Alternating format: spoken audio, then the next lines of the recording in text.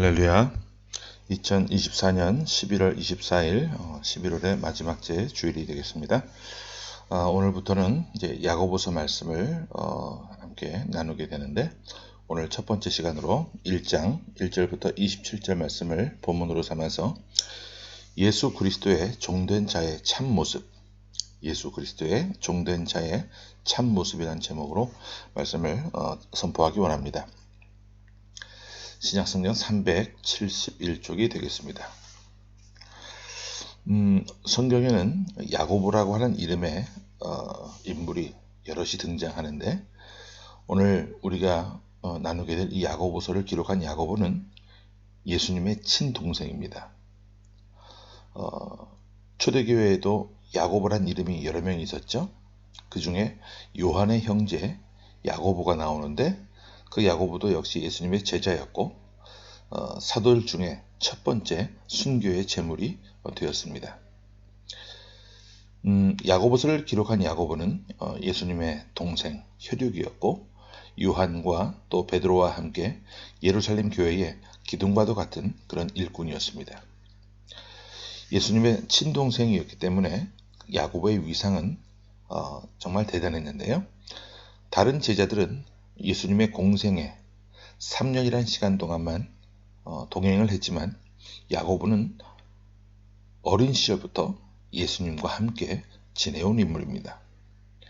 초대교회에서 할례 논쟁이 있었을 때 이 주님의 동생인 야고보가 그 논쟁을 직접 정리한 일도 있었고요. 사도행전 15장에 보면 할례 문제 때문에 예루살렘 회의가 소집된 그런 기사가 나옵니다. 바울과 바나바가 1차 선교 여행을 성공적으로 마치고 돌아왔는데, 그들이 선교 여행을 다니면서 이방인들에게 복음을 전할 때 이방인들에게 할례를 행하지 말라라고 이렇게 권하지 않았던 그런 것이 문제가 되어서 회의가 소집이 됩니다. 특히 유대교회에서 개종한 사람들은 왜 이방인들에게 할례를 행하라고 권하지 않았느냐 하는 문제를 제기하죠. 이 문제로 인해서 예루살렘 교회 지도자들이 모여서 회의를 하게 됐는데, 아주 오랜 동안 경론이 이어지게 됩니다. 그런데 마지막 결론을 내린 사람이 누구냐 하면 바로 예수님의 친동생인 야고보였어요. 하나님께서 이방인들에게 복음을 전하라고 하신 것은 우리의 사명이고, 이방인들이 구원받는 것은 하나님이 하시는 일인데 어찌해서 그들에게 할례의 짐을 지우느냐고 반박을 했던 것이죠. 하지만 이방인들이 그들의 문화를 교회 안에 그대로 가지고 들어오는 것은 지양하는 것이 좋겠다고 말합니다. 이로 인해서 우상의 제물과 음행과 또 피와 목매어 죽인 짐승은 금하도록 하자고 하면서 이 문제를 종식시키게 되죠. 이것이 예수님의 동생 야고보가 행했던 일들이었습니다. 자, 그러면 야고보가 흩어져 있는 성도들에게 편지한 내용을 함께 우리 보겠는데, 1절 말씀부터 한번 보겠습니다. 자, 시작. 하나님과 주 예수 그리스도의 종 야고보는 흩어져 있는 12지파에게 문안하노라.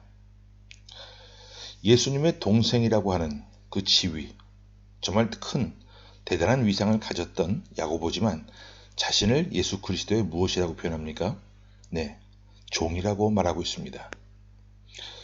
이것은 단순히 입에 발린 소리가 아니라 진심이었어요. 예수님의 혈육인 것만 자랑하고 군림하려고 했다면 누가 그를 지도자로 인정하겠습니까? 하지만 야고보는 예수 그리스도의 종된 자의 참된 모습을 삶으로서 보여주면서 실천했기 때문에 공동체를 이끄는 지도자가 될 수 있었던 것이죠. 그는 흩어져 있는 12지파에게 편지한다고 글을 적고 있는데, 사도 바울은 흩어져 있는 12지파에게 편지를 할 수가 없었습니다. 자기가 개척한 교회들에게만 편지를 했었죠. 데살로니가 교회라든지 에베소 교회, 빌립보 교회, 고린도 교회, 이런 교회들에게만 편지를 했고, 야고보는 흩어져 있는 12지파에게 편지를 띄울 정도로 권위를 가지고 있었던 인물입니다. 그러므로 그가 쓴 야고보서는 당시 디아스포라 유대인들이 모두 읽을 수 있었어요. 계속해서 야고보는 왜 이 편지를 쓰게 되었는지를 소개를 하는데 우리 2절과 3절을 연이어서 봅니다. 자, 시작. 내 형제들아 너희가 여러 가지 시험을 당하거든 온전히 기쁘게 여기라. 이는 너희 믿음의 시련이 인내를 만들어내는 줄 너희가 알미라. 당시는 기독교가 공인되기 이전이었던 시기였기 때문에 예수 믿는다는 것이 정말 말로 표현할 수 없을 정도의 고난이었습니다. 야고보는 이런 고난 가운데 있는 성도들이 고난을 통해서 인내를 경험하기 때문에 고난은 유익하다고 말해요. 하지만 인내한다고 해서 무작정 참는 것을 말하는 것이 아닙니다. 인내가 우리에게 유익이 되기 위해서는 이것을 배워야 한다고 또 이야기를 하는데 어떤 것을 우리가 또 배워야 되는지 4절과 5절을 연이어서 봅니다. 자, 시작. 인내를 온전히 이루라. 이는 너희로 온전하고 구비하여 조금도 부족함이 없게 하려 함이라. 너희 중에 누구든지 지혜가 부족하거든 모든 사람에게 후히 주시고 꾸짖지 아니하시는 하나님께 구하라. 그리하면 주시리라. 인내를 온전히 이룰 수 있는 길은 지혜를 배우는 거예요. 무조건 참는 것이 아니라 인내를 통해서 하나님께서 주시는 지혜를 배워야만 그 인내가 우리에게 참으로 유익하게 된다는 것이죠. 우리도 신앙생활을 하면서 인내해야 될 때가 참 많죠. 견디고 참아야 할 때가 있습니다. 가정생활에서도 그렇고 학교생활이나 직장생활도 마찬가지예요. 우리는 그때마다 하나님께 질문을 합니다. 주여, 언제까지 제가 인내해야 합니까? 도대체 언제 이 고난과 어려움이 끝나게 됩니까? 때로는 원망도 하고 불평도 하고 그러면서 고난의 세월을 보내요. 하지만 이런 가운데서 우리가 인내할 때 유익한 삶이 되기 위해서는 지혜를 배워야 되는 거예요. 그러면 야고보가 말하고 있는 지혜가 무엇인지 우리 12절 말씀을 봅니다. 자, 시작. 시험을 참는 자는 복이 있나니 이는 시련을 견디어낸 자가 주께서 자기를 사랑하는 자들에게 약속하신 생명의 면류관을 얻을 것이기 때문이라. 시험을 참는 자가 복이 있다라고 말씀하는데 여기서 말하는 시험은 하나님께서 주시는 시험을 말합니다. 그러면 지금 야고보서가 말하고 있는 지혜는 무엇이냐? 하나님이 주시는 시험을 구별해내는 걸 말하는 거예요. 여러분, 시험에는 하나님이 주시는 시험과 사람에게 받는 유혹이 있어요. 13절, 14절 두 절을 또 연이어서 봅니다. 자, 시작. 사람이 시험을 받을 때에 내가 하나님께 시험을 받는다 하지 말지니 하나님은 악에게 시험을 받지도 아니하시고 친히 아무도 시험하지 아니하시느니라. 오직 각 사람이 시험을 받는 것은 자기 욕심에 끌려 미혹됨이니. 했어요. 여기 똑같은 단어 시험이라고 표현들을 하고 있는데 헬라어에서도 페이라조라고 하는 한 단어를 사용하고 있어요. 하지만 헬라어에서 이 페이라조는 두 가지 용법으로 사용이 되고 있습니다. 첫 번째는 하나님이 주시는 시험을 말하고 두 번째는 사람에게 받는 유혹을 의미합니다. 12절은 하나님이 주시는 시험을 말하고 13절과 14절에 나오는 시험은 사람에게 받는 유혹을 말하는 거예요. 영어 성경에는 테스트하고 또 템프테이션 이렇게 구분이 되어서 표현이 되고 있는데 성경에 오늘 본문에 헬라어 원어는 페이라조라고 하는 한 단어를 사용하고 있다는 것을 우리가 알아야 될 것 같습니다. 성경에서 우리가 욥과 요셉처럼 시험을 받을 때도 있는데 대부분은 자기 욕심에 이끌려 유혹을 받는 경우들이 많아요. 이것을 분별해내는 것이 오늘 지금 야고보서가 우리에게 말씀하고 있는 지혜라고 하는 겁니다. 이것만 분별하더라도 인내를 온전히 이루어 나가는데 큰 힘과 유익이 될 수 있다는 것이죠. 오늘 우리 앞에 당한 많은 시험들 가운데 어떠한 것이 하나님께로부터 온 것이고 어떤 것이 또 사람으로부터 온 유혹인지 분별해낼 수 있는 그런 모습이 우리의 삶 가운데 있게 되기를 바랍니다. 사람에게서부터 온 유혹은 끊어내면 되는 것이고 하나님께로부터 온 시험은 우리가 견뎌내야만 하는 겁니다. 계속해서 야고보는 지혜에 대해서 이런 설명을 하죠. 우리 22절 보고 정리하겠습니다. 자, 시작. 너희는 말씀을 행하는 자가 되고 듣기만 하여 자신을 속이는 자가 되지 말라. 우리가 인내하면서 지혜를 얻어야 되는데 지혜는 말씀을 행하는 것이라 말하고 있습니다. 이것은 예수님께서 산상수훈에서 말씀을 하시고 내린 결론과 동일한 말씀이에요. 예수님은 산상수훈 결론에서 누구든지 이 말씀을 듣고 행하는 자가 주초를 반석 위에 놓은 지혜로운 사람이라고 말씀하셨어요. 반면에 누구든지 이 말씀을 듣고 행하지 않는 자는 주초를 모래 위에 놓은 어리석은 사람이라고 말씀하셨습니다.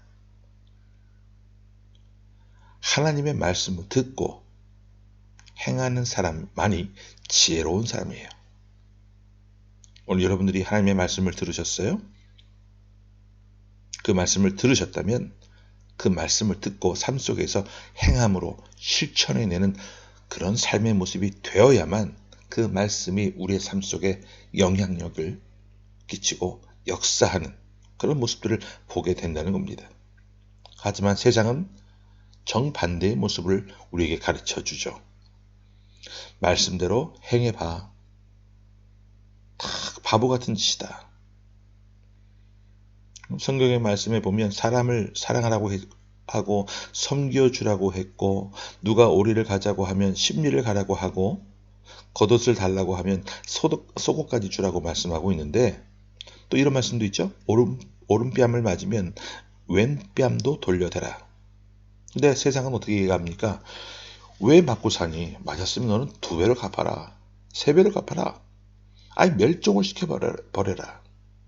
그렇게 사는 것이야말로 말씀대로 사는 것이야말로 정말 바보 같은 짓 아니냐. 세상은 그렇게 이야기합니다. 하지만 하나님의 백성들이 지혜로운 사람이 되기 위해서는요. 말씀대로 살아야 돼요. 사람들이 어리석다고 이야기를 하더라도 하나님께서 말씀하신 것이고 또 하나님께서 이것이 지혜로운 것이다라고 말씀하셨다면 우린 그것이 참된 지혜인 줄로 알고 믿고 따르면 되는 거예요. 억울한 일을 당했다. 어떻게 하실 거예요? 하나님 앞에 원통함을 토해내면서 맡기시기 바랍니다.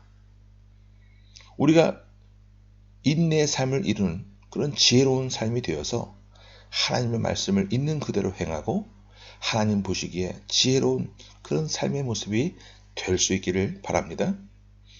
우리가 또 한 주간을 살아가게 되는데 이 한 주간을 말씀을 지켜내며 행하고 살아냄으로 인해서 정말 예수 그리스도의 종된 자, 참된 종된 자의 모습을 우리가 잃지 않는 본연의 모습을 회복하고 살아나가는 저와 여러분의 모습이 될 수 있기를 간절히 주의 이름으로 축원합니다.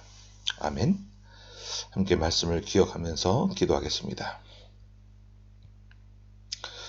참 좋으신 하나님, 이 악한 세상에서 주님의 자녀로 또 주님의 종으로 말씀을 지켜내며 살아간다는 것에는 많은 또 어려움이 있는 것을 고백합니다. 하지만 그런 세상 가운데서도 우리가 인내하면서 지혜를 배워나가게 하시고 말씀을 실천해낼 수 있는 행하는 삶이 될 수 있도록 주님 도와주옵소서. 참된 인내를 이루게 하시고 하나님의 기쁨이 되는 삶이 되게 하시고 세상을 거꾸로 거슬러 올라가는 그런 삶의 모습을 통해 세상 사람들이 생각하는 바대로 살지 않아도 믿음으로 살아갈 때 이런 큰 역사를 경험하고 하나님이 우리를 위해 행하시는 귀한 모습들을 목도하게 되어지는 그런 복된 삶이 되어질 수 있도록 하나님 저희와 동행하여 주옵소서. 그런 삶을 통하여서 더 말씀으로 우리의 삶이 무장되게 하시고 이 험하고 악한 세상 가운데 늘 패배자가 되지 아니하고 승리하는 귀한 삶이 될 수 있도록 주님 저희와 함께하여 주옵소서. 살아계신 예수 그리스도 이름으로 감사하며 간절히 기도하옵나이다. 아멘.